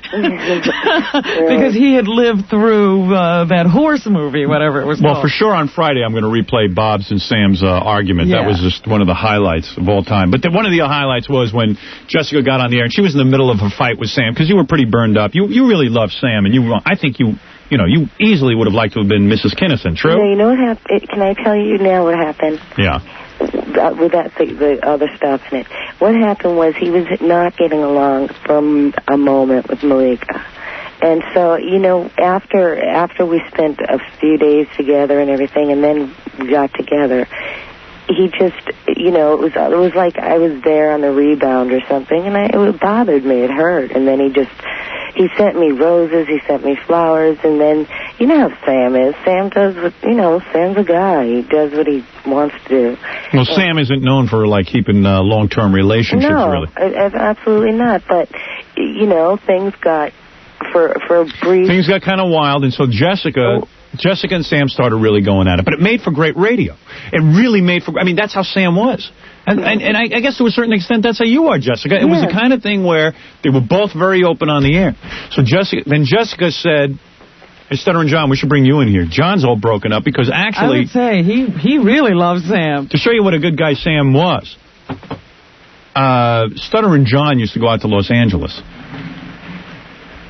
And Sam would not only have Stuttering John over his house, but party with him. Yeah. Yeah. No, yeah, Sam took me in way before even TV and everything. He would treated me totally. Yeah, you can't explain it, but he didn't treat him like a dick. No, he treated me totally with respect. Partied with me, brought me to meet all the You are pretty choked up, aren't you? It's really sad. He was actually out of all the people who've been on this show, he's been the greatest guy to me. He had a good heart. And he even let you over that night that Buddy Hackett was over his house? He put me up in Malibu. Nothing like a eulogy from Stuttering John. We ought to send you out to Los Angeles just to... Yeah, you should give the speech at Sam's funeral. What is it, Gary? Service. Probably in a little while, we're going to be talking to Carly Simon, who is doing something on the satellite. Yeah. And probably usually wouldn't talk to us, but is actually promoting something for Mothers Against Drunk Drivers, so she does want to come on with us. Oh, good, good. Sam had me. Sam used to have me at his house too. This was before he really loved you guys. I'm telling you, Robin, you're the one who really introduced me. That's when we. Yeah, we used to have good times out there with Sam. Remember? Yeah. And he had me at his house. He'd think, how generous Sam is. You know what I love about Sam, too? He would go to a club and he'd see Arsenio or someone there, and instead of kissing someone's ass, he would just go up and start yelling at the guy. That's when I was with him. That's when I was with him. What did he do? He just started strangling him. Yeah. It was just so great. And then after he took me up into his house in L.A., and we hung out outside the balcony, and he was telling us how much he loved us, and we just sat and puffed the doob together. It was a very sentimental moment that I get to forget as we looked over L.A. It was great, you puffed a doob with. I keep flashing all kinds of memories, like the time with the spinach and at the restaurant. Remember when you guys got locked out of the house? What were you doing? He was showing you something. Sam was so proud of where he lived. He was renting this really nice house. It was really contemporary. It was up on the hills, overlooking Sunset Boulevard, I guess it's called in Los Angeles. And he was just so proud of this house with the heated pool and everything. And Sam calls me aside, and Robin was there with Malika. You were talking to her. Yeah. And Sam says, "Come on outside with me. I want to show you, everything." And he's going to give me a tour on the deck and stuff. So we go out. And by the way, Sam's the kind of guy, he had a pool there, and the pool had there was a fog over the pool because he kept the pool at 90. In Los Angeles at night it was about 60 or 55 degrees, but Sam couldn't figure out how to lower the temperature on the pool, and didn't even want to bother, could care less, and it would just be constant fog and steam coming off the water. There's not smog in L.A., it's Sam's pool. Right. And, So he had no idea how the house even operated or worked. And remember, the Christmas tree was still up because they had gotten such a huge Christmas tree. It was stuck in the house. Sam was proud of his Christmas tree, but at the same point very disappointed in himself that he couldn't get the Christmas tree out of the house. It was dying. Yeah, right. And it was unbelievable. And and Sam had a lot of pressure in his life because he had to sell out Nassau Coliseum just to pay for the tree and the pool. You know what I mean? The pool bills were huge to heat this thing. So he's giving me this triumphant walk, and he goes, people don't realize how I live, and I live nice. And he's taking me around and everything. And I'm sitting there going, oh Jesus, I am freezing my ass off. I'm in a T-shirt. I thought California was warm. And Sam has to now show me the grounds of his house, and I'm freezing my ass off. And then he goes, feel the water in that pool. Feel the water in that pool, Howard. And I go, okay. And then, you're freezing, and then you're putting your hand in warm water, and I know I'm getting sick at this point. I'm starting to feel my throat, get a sore throat already. And we're out there 5 minutes, and finally I go, Sam, come on, let's go inside. No, I want to show you my trees, and I want to show you. So I go see the trees, I see everything. So then we go, and I go, Sam, please, we got to go in. I'm shaking. He goes, okay. So we go up to the door. He locks us out of the house. So he's banging. I'm banging on the doors with him. You guys are, I don't know where Robin is. You're on the other side of the house, and we're banging. I go, Sam, you don't have a key to your house? He goes, no, I don't. The guy didn't give me keys. And I go, what do you mean? Don't you have keys? You don't know how to work the pool. You don't know how to do anything. So what are you doing? So we're banging on the door. Good 15 minutes. Robin comes in, gets us at the door, and goes, what are you guys doing? I go, Sam locked us out of the house. Yeah, we came looking for you. You've been gone so long. So then we go back in the house, and Sam, of course, has to get his heart medicine, which Sam had decided that he had a regular heartbeat. So he's on. And since he was trying to do that whole AA thing, the heart thing was a perfect excuse to be on. What was that? Xanax, which was just another drug that Sam could do. And so he was on Xanax, and then he decided he had to drive us back to the hotel. And man, that was the scariest ride of my life. Because not only was he on Xanax, not only was he looking behind him so he could see his billboard on Sunset Sunset Boulevard, but he was also intent on showing me his CD player. He did that to me. He took me for the same kind of ride once. Yeah. I mean, he's like, you want something from that store? He's driving down Sunset at 90 passing by those stores. You want that? Would you like that? Yeah, and ironically, he wasn't driving frivolously that night that he died. No, not at all. I mean, Xanax. I couldn't believe he was up to the Z's. I said, Sam, you're up to the Z's. What are you going to do? You're going to have to start at A again. Well, it's funny you mention that because right at the time when it was just not cool to be talking about drugs and that stuff, Sam would come on here and tell just how great amyl nitrate was for sex. How about the time he went on Letterman, and he was totally freaked out. He'd come on my show that morning. He told me my Letterman appearance had sucked that night. And I said, Sam, you got some nerve. I'm jinxing you. I'm putting a hex on your Letterman appearance that night. And he goes, oh, no, not a hex. I'm going to still do good. And I said, let me see you show me how to do it tonight. So he goes out. He was messed up out of his mind. And he went on Letterman. I guess he forgot what he was going to do. And he started talking about amyl nitrate and relaxing his sphincter and everything. With Letterman. And the whole thing was a disaster. And he came back the next day. He says, I will never tell you how to do Letterman again. I remember that. Oh, that was great. So John was there the night with Buddy Hackett. And John actually was made to feel like a regular show business guy. He introduced me to Julian Lennon and Katie Segal, but not as like just a dude. He would almost as if I was like as big a celebrity as anybody else. You know what I'm saying? Right. John, with that stutter, you reek of disrespect in a moment like this. I know you're not goofing on him. I'm not goofing. Oh, dear. I loved him, man. I really did. He was great. Great guy. Yeah, he was a good guy. Anyone who treats John with any kind of respect. He's got to be a good guy. Sam loved bringing people together. I mean, you got to figure on a big night, like with Buddy Hackett at the house and Katie Segal, you want to get John out the back door, I slept over that night, with all the dudes in Ozzy's band. John was the kind of guy that he loved. He loved hanging out with the young rock and roll guys. He was like, the heavy metal guy. He loved those guys. He used to say he loved hanging out with misfits. I mean, or outlaws. Hey, nobody loved being a celebrity better than Sam, just so he could be in the room with all those famous people. He really got off on that stuff. Because I used to say to him, how the hell do you do it? I couldn't have Buddy Hackett over my house. I feel stupid. I don't know. The guy used to say, come on in. Buddy Hackett's there. Katie Segal. He didn't care. Leslie West could tell you, one day we were at the St. James Hotel. I don't know, that was after that big plane ride we took. Yeah. And, do we mean the one where Sam fell asleep inside of you? No. Hey, that's kind of weird, too, after you sleep with a guy and then he dies. That's even because John's freaking out because he shared a doobie with him. Yeah. That is weird, right? I thought about that last night. I said, well, Jessica slept with him. Yeah, it is weird. Because I think of all the times I was on stage with Sam. Remember that night at that party, Jessica, and Justine Bateman was there? Yeah. And she starts playing classical music on the piano? Yeah. And she had just done that stupid movie, Satisfaction, that bombed terribly. And we started singing. And all of a sudden, we were over in the corner, we started singing Satisfaction. Yeah. I can't believe I'm not going to see that guy again. I can't either. It's too weird. I mean, you know. I cannot get the guy out of my mind. I couldn't either. I was wondering about both of you guys. And I got really misty when I was in my office, and I have this one picture of me, Leslie, and Sam playing on stage at the Westbury Music Fair, and I got really sad. Well, you know what I thought about the time? Remember the time Sam was here, and it was right around my birthday? Yeah. And he must have heard us doing something about my birthday, and he came in, and he was drunk out of his mind. Yeah. And he says, Robin, I want to give you something for your birthday. And he starts peeling off $100 bills. Yeah, that was his gift. And I said, no, Sam, don't give me any money. He says, no, you have to take the money. And he kept trying to push the money in my hand, and I wouldn't take it. So he said, if you don't take this money, I'm going to start tearing it up. And I said, Sam, you're not going to tear up $500. And he started ripping hundreds. He did that to me, too. He ripped his hundreds. Oh, he gave me a $100 bill on my birthday, and I wouldn't take it, and he was going to rip it up. And he ripped it up. No, he didn't rip it up. No, you take it. Jackie took it. No. Well, he kind of ripped the end off it, you know, but you knew he wasn't bluffing because he was so loaded, you know. But Robin's right, because I know I scotch taped them all together and gave them back to Robin. You know, Jackie, you know what that makes me... Sam was so loyal to me. You know, and Sam would never do another radio show, the whole thing. I mean, he was just so loyal to me that... I remember, Jackie, the time that you quit the radio show? Mm-hmm. Sam calls me that day, goes, Jackie just wrote me a letter pitching me for a job. Doesn't that guy know he's supposed to be with you? You guys should be brothers. What's the matter with him?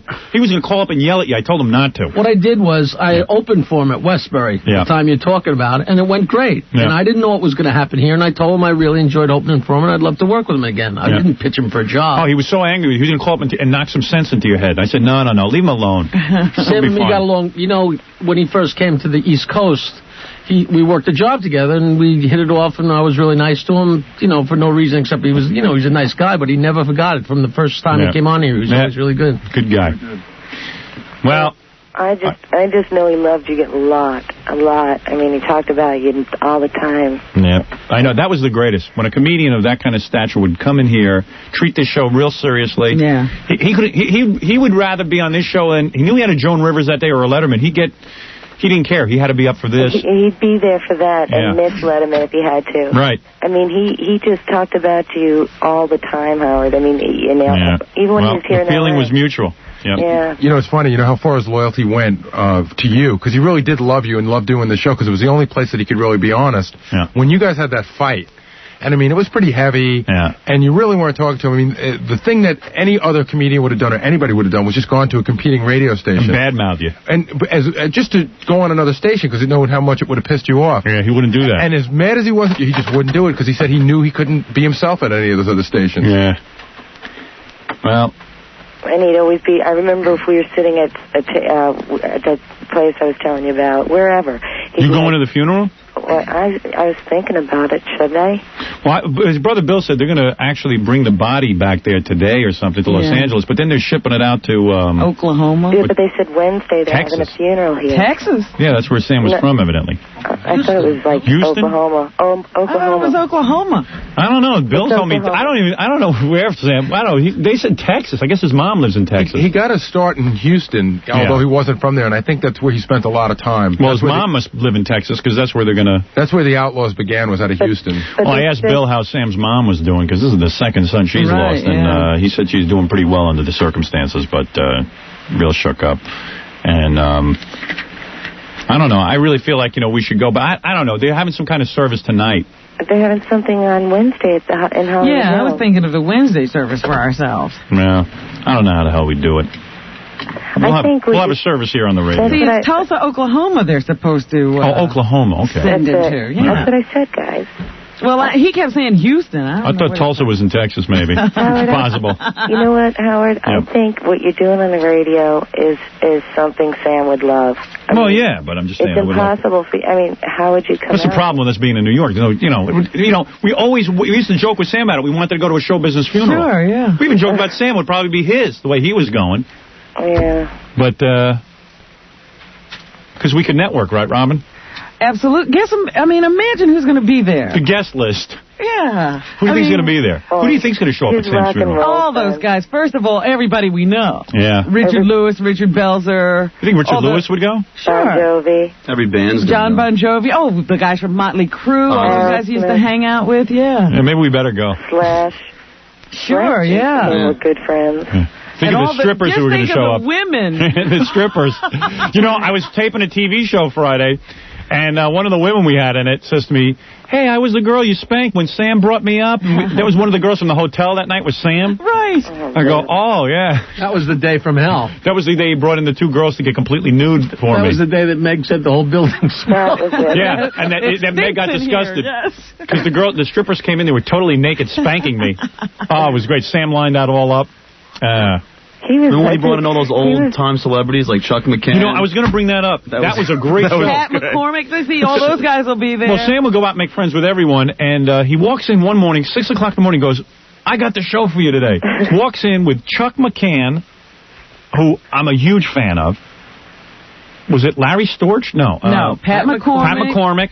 Jack Riley. And who? Jack Riley. Yeah, the guy from the Newhart show. Yeah, and those three guys, I mean, think about weird friendships. Pat McCormick and Chuck McCann and Sam all partying together. Yeah. But Sam, you know, had a lot of friends and just a genuinely good guy. Just imagine how, Sally Marr's going to be broken up. Yeah, really. Lenny Bruce's mom. Well, all I know is that, I know that Sam was always, wasted and stuff, but, also think about the fact that the guy was a brilliant, brilliant comedian, and that was, sort of part of his brilliance, that he could just open up on the air and be himself, and I always kind of admired that. He was hysterical. It was great. All right. Hey, by the way, do you remember the time Sam was in here, and he brought with him... All right, let me take a break. Jessica, I got to go. Okay. All right, thanks for calling in. All right, talk to you later. Bye, guys. Right. I'll be right back. Yeah, go ahead. Yeah, Jackie. The tough thing about him is that he never wanted to stop, and he would befriend somebody when he wanted to keep going. Yeah. You know, like if he was here and he had an appearance in 2 hours and poor Bill had to get him somewhere, he'd grab one of his henchmen or one of his bodyguards and say, look, you got to go get me more champagne, and they'd be wedged between. I remember every time he did this show, Sam wanted to stay on the air. He didn't want to leave. Yeah. And then, even if we went off the air, he'd hang out my back of my office, and he didn't want to leave. So the whole big thing was he'd always have an entourage who were in charge of getting him to places on time. Yeah. So Sam would say, listen, if I get too messed up, you got to get me there on time. That's your job or you're fired. So Sam would stay with me. He wouldn't leave. He would never go anywhere where he was supposed to be. He'd miss 3 or 4 appointments. And then he'd fire everybody. Because they would learn his tricks. Right. The night that we worked at Westbury, when he was done, they had to be on a plane to go to Canada. Right. And Westbury had closed down all the booze places in the place. Right. And he cornered me, and he said, Jackie, you live on Long Island, and I know how much you like to drink, and, and he was out of his mind. He says, I know you know where to go to get booze right now, and I did. And Bill's behind him going, no, I got to get him on the damn plane. Right. So you want to befriend Sam, and you want to... You don't want to piss anyone off. Right, so it was very strange. Well, Sam would hold it against you if you couldn't get him a drink when he wanted one. Yeah. But in your back of your mind, you're saying he's not going to remember anything tomorrow. No, he'd remember that. He'd remember that, though. Right. It was funny because Sam, his road managers were always his fellow comedians or just these guys he knew growing up. Right. So one time he actually hired like a genuine road manager. The guy had a book and everything, and the guy lasted like a week and a half. He was pulling his hair out of his head. He'd actually done real tours. Right. And he couldn't control anything. Right. He would tell the guys, the Outlaws would be in the bathroom doing whatever they were doing, and Sam would be running in that direction. He'd try to get them all together, and they would never listen to him. Well, Sam did have a warped sense of logic. There were times you could not even get him. You could not even get him to see things straight. He was mad at a particular guy. I won't mention the name because Sam gave him a bunch of money and told him to go out and buy Coke. So he tells the guy to go buy Coke, and the guy goes back and does what Sam wants. He buys Coke. So Sam does the Coke and gets sick from it. So Sam says, that guy's out. I hate that guy. This was a good friend. He says, I hate that guy. I go, why do you hate him? He goes, he bought bad Coke. I go, but wait a second. But if he had to come back empty-handed... Oh, that would have been worse. So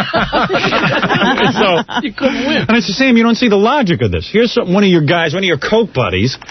It's not like he went out to... He was doing the Coke with you. It wasn't like he... I don't know. It was always just this... Yeah. Well, another guy I never saw again. He had this one guy working with him at one time, and one day they were all sitting in a room, and they were doing, it was after a show, and Sam was unwinding, so he brought out this envelope full of Coke. Always in an envelope, and it's always pouring out of his pockets, and he's yelling at people because it's pouring out. But meanwhile, he's pouring it out. So he's, you know, passing the envelope around the room or whatever he had spread the Coke out on.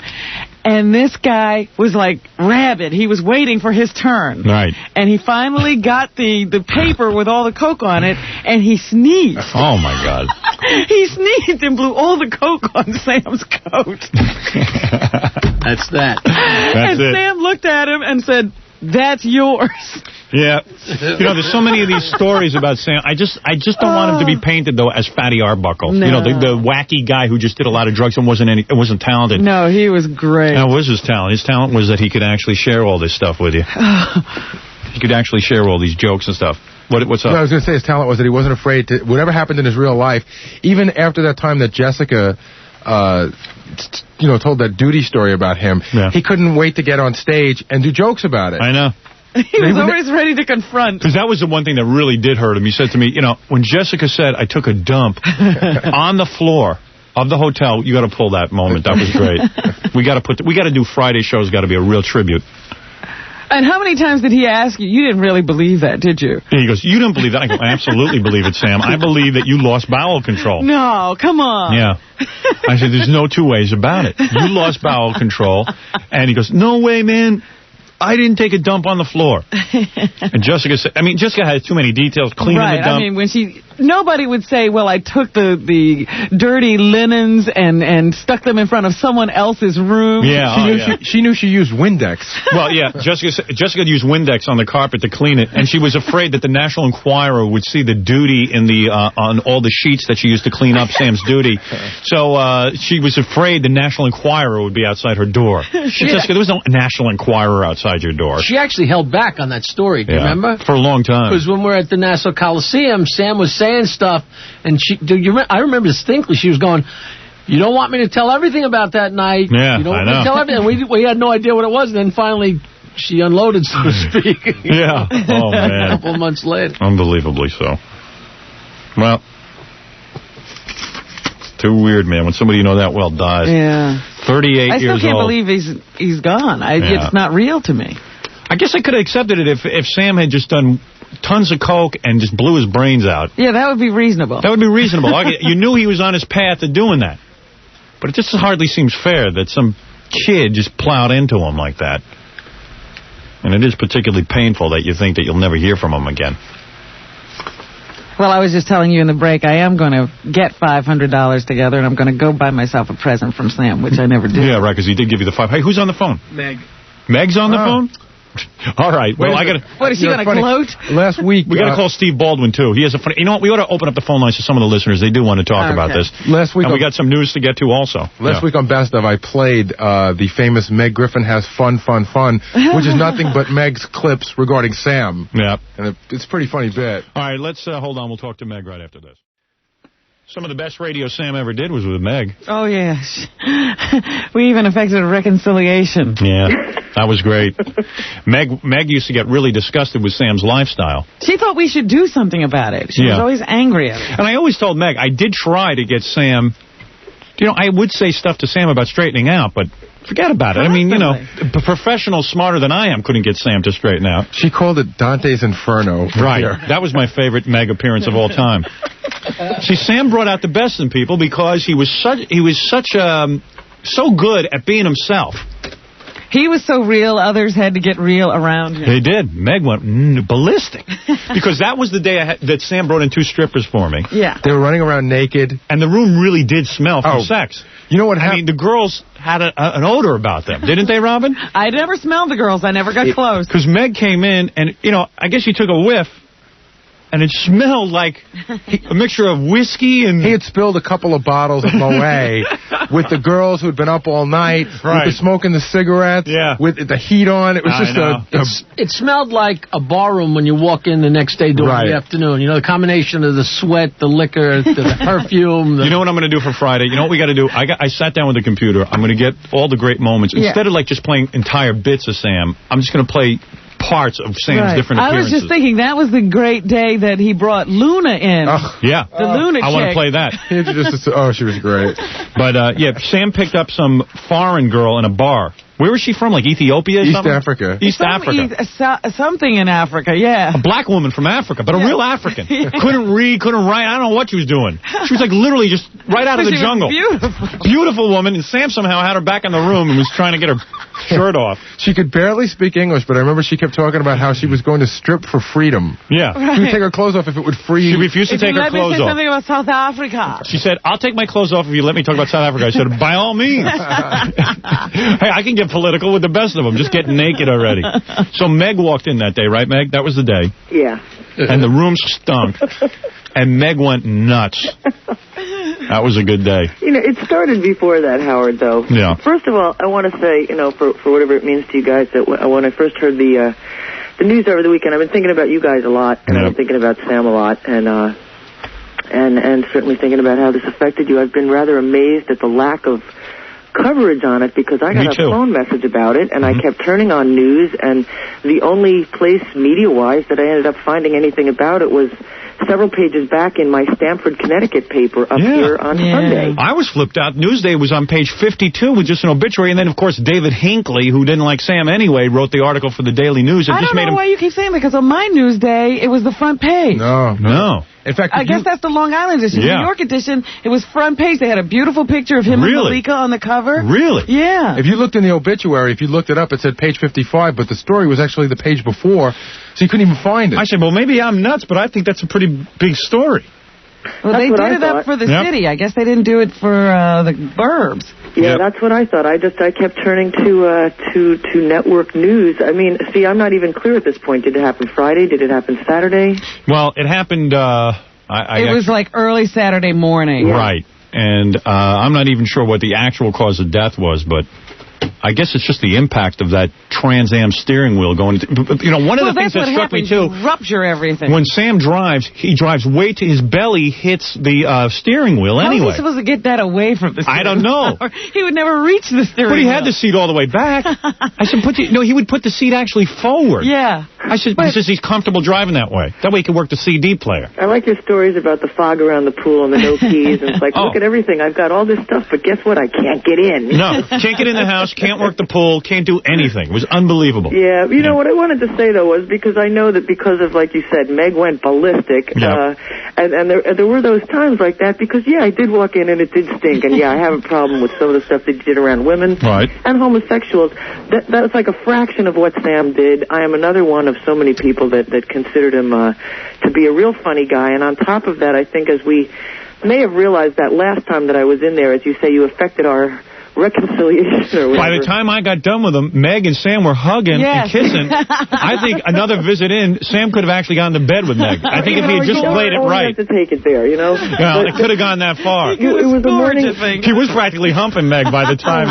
It was working out, wasn't it? I'm sure in Sam's mind he was thinking, I could get her. Yeah. Of course he was thinking that, Robert. He thought that about everybody else. Well, I kept saying to Sam, I said, Meg's horny enough. You could get her. Listen, it got to a point that morning that still means a lot to me when I remember just looking at him, and as much as David Brenner was rolling his eyes as if how boring could we get, or maybe other people thinking cliched, the thing about Sam was I don't think that for at least a long time, and maybe not just up until right before he died, he wasn't spending enough time with people that really, really cared about him. That was Meg's big thing. She was always telling Sam, nobody really loves you. You got to be around people who care. Yeah. People do love him, but he wasn't hanging out with those people. He was hanging out with some people that were more than willing to use him as a meal ticket. Yeah. He got used a lot, and I feel bad about it. He did get used a lot, you're right. And I just wanted to tell you guys I was thinking about you. Well, thanks for calling in, Meg. Yeah. Okay, Meg. See you later. Bye. That's Meg. Meg, who, of course, was part of so much great radio with Sam. All of it wild. It was great. We'll replay some of those highlights on Friday. She was always good with him. You know who we should get in here to talk about Sam? Remember when our general manager, Tom Chiasano, called Sam and said, I'd like you to do a commercial for the radio station here? What? Who's on the phone? Oh, Steve Baldwin. All right. Steve Baldwin. Hey. And Steve. Steve, hey, of course. What's up? Steve, of course, we had his bachelor party on the air. We first met Steve. Steve is Alec's brother, so we had a whole bunch of questions about Alec Baldwin. Hey, your brother called in the other morning. I heard that. Yeah. Yeah, I was in Tucson, and my brother Danny was in L.A. He said, yeah, Alec was on the show. Yeah, as soon as I asked him about Kim Basinger, though, he freaked and hung up. He did, really? Yeah, he couldn't handle it. Yeah, well, you know, he's not too good with the publicity area. Yeah, well, he wanted to talk about... What was he talking about, anyway? He called because you were downing the NEA, the National Endowment for the Arts. Yeah, Alex told... I said, I don't want my taxpayers' dollars going to any arts. Hey, listen, man, I just want to say real quick, man, what a trip about Sam. It sure is, and as you remember, we had your bachelor party on the air. And he was there. You know, it's so funny. I'm sitting with my buddy Errol and Johnny right now, and Johnny goes, remember that? Like, we were sitting there, and he was in there, and he was, like, having a good time, and he kept saying to me, get laid, you know? Sam was orchestrating. He had, this was really weird. This was sick. He had some girls in the corner, Sam, and Sam couldn't believe his good fortune. He came in to visit us in the middle of a bachelor party.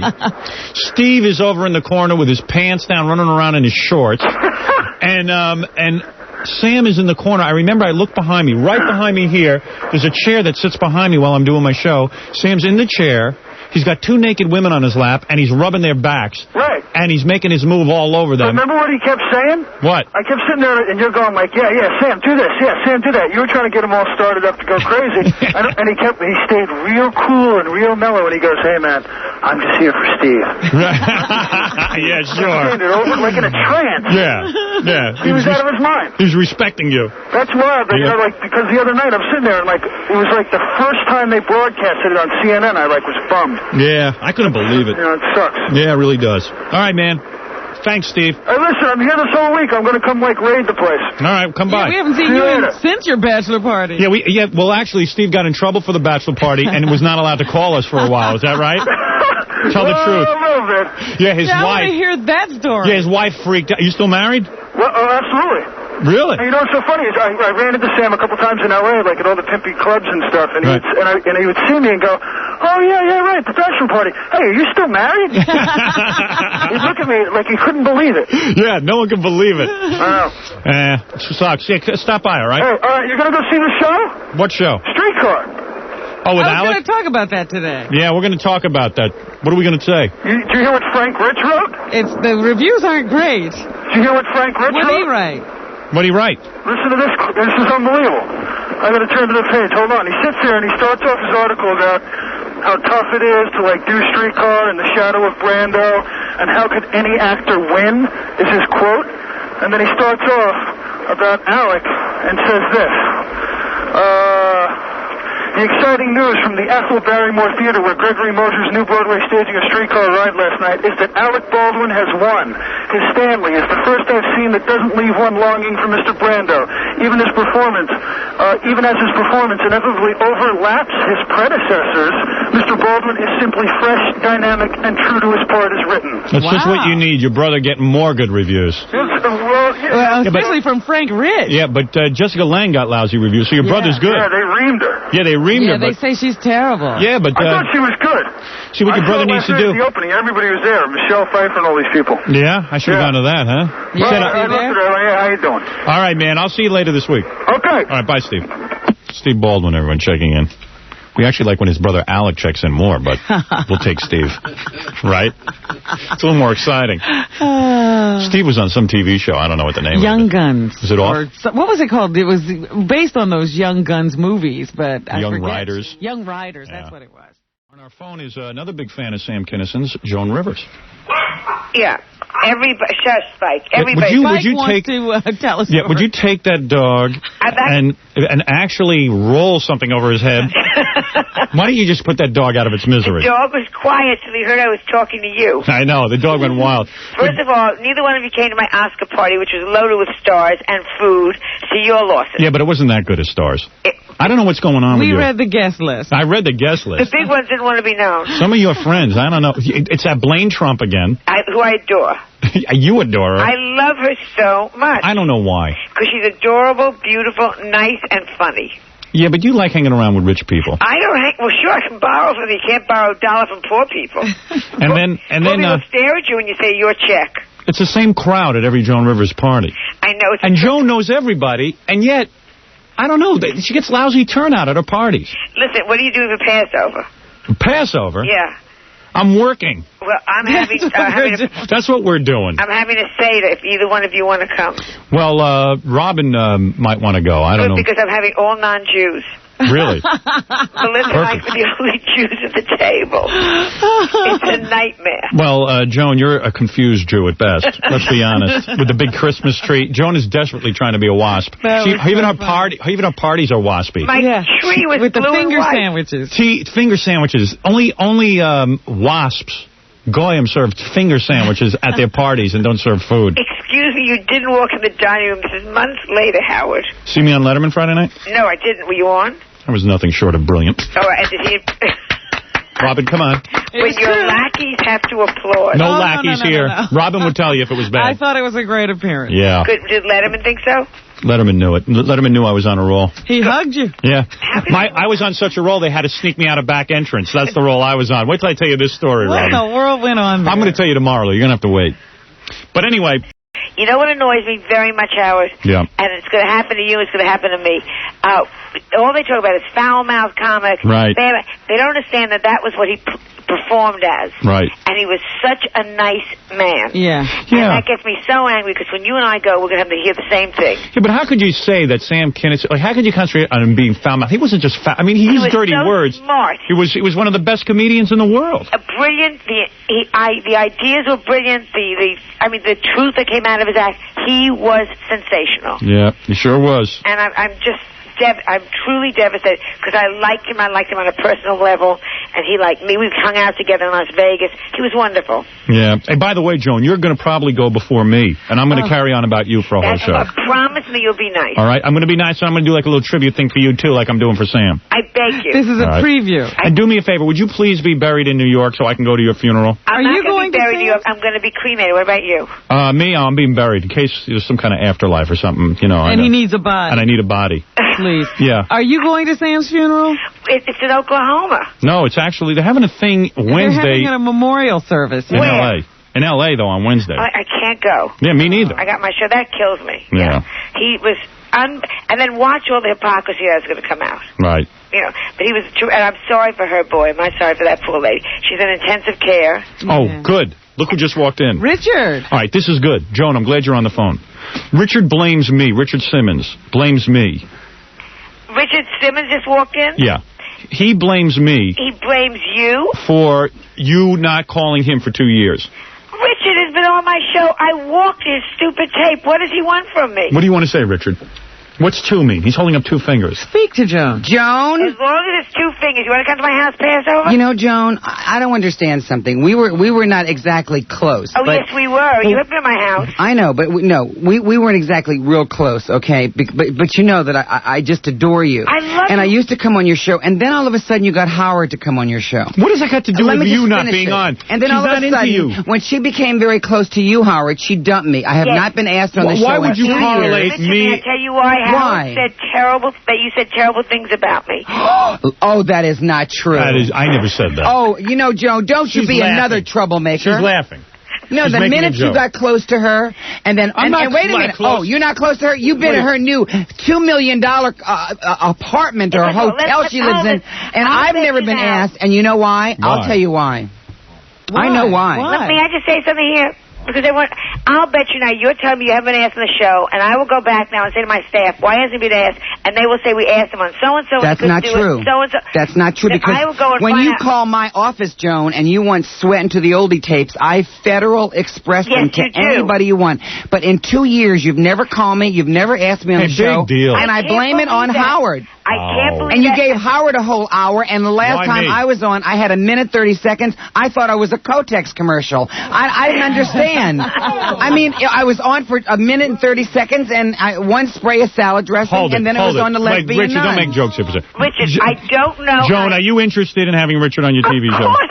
Let me just, excuse excuse me, let's just go back to, I had him on when I did Carson, I had him on my own shows. Listen, there's a lot of times, I have to ask my staff why, and they will give me either Richard was out of town. No, Joan, a lot of times, listen. If Howard calls me up and asks me to do something, I do it. If Joan Rivers would call me up and ask me to do something, I would do it. I can't answer because I don't do the And you know what? Joan is out. being put on the spot here. You know, it might be that she's tired of you. Maybe Excuse me. she is tired. It might be that she's tired of you. Ask her. No, she can't say that on the air. Yes, she can. She won't tell you to your face. It's an honest show if there's and any honest show. If she's tired of you as a guest. Joan doesn't lie. Oh, Richard, you have more energy than any other guest. Don't be a joke, but you know it. Well, maybe she don't want to talk about dieting all the time. I love him so much. Are you kidding? He does all the cystic fibrosis. Does it have anything to do with me? That's all I want to prove to him. Yes, it does. You were the one that said don't book him anymore. That's true. See, thank you very much. Thanks a lot. Don't you know now that if somebody's on Howard Stern, now they can't do my show? That's right. It's like the other people.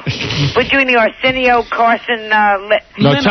Tell Richard what you said. Whenever he comes on, he packs the audience with fat people, and then they break all the seats in your audience. What a horrible thing for you to say. Oh, come on. Have a sense of humor. What?